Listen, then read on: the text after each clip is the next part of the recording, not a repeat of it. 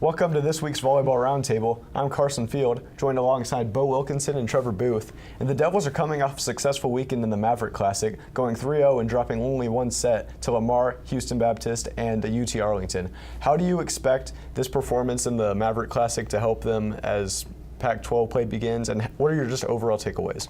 Overall takeaway, I think it was definitely impressive that the Devils were able to stay disciplined in this tournament and kind of eliminate some of the teams that probably shouldn't be on the same court as them. Lamar was 1-5 coming into it. Houston Baptist had a 2-game skid, and then along with a tournament host, UT Arlington, coming in with a 4-game skid.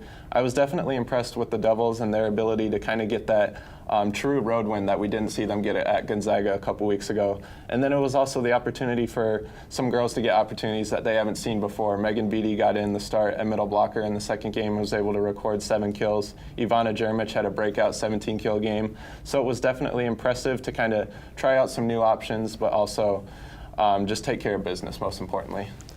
The Sun Devils begin conference play this week when they take on the University of Arizona on Thursday and Washington on Sunday. Both games played at home at the Wells Fargo Arena.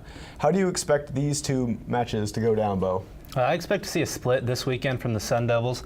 I expect a 5-set win on Thursday against the University of Arizona, but I think Sunday afternoon is going to be a very tough matchup for the Sun Devils, as Washington is ranked number 7th in the country.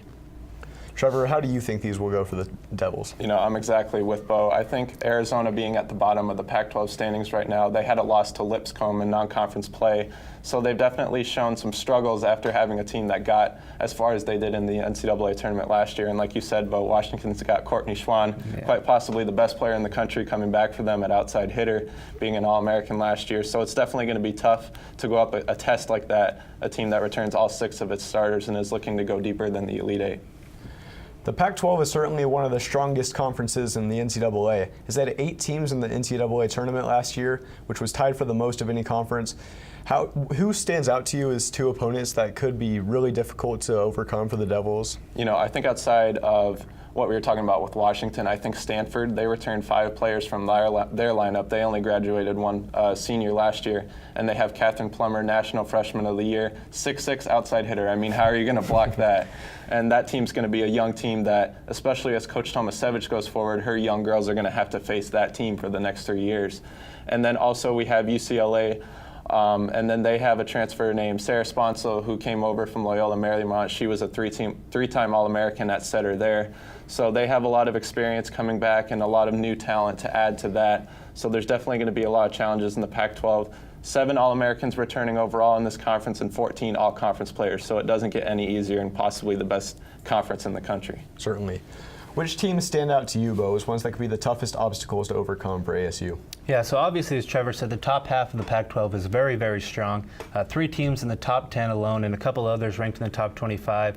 Utah, UCLA, Colorado, Washington, Stanford, and Oregon will all be very, very good.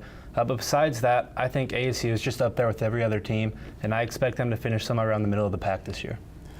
Aluma Okaro and Howie Harker will definitely need to use their leadership to get them wins over some of these top opponents in the Pac-12. Thank you for watching this week's Volleyball Roundtable. Go to devilsindetail.com for the latest ASU athletics content.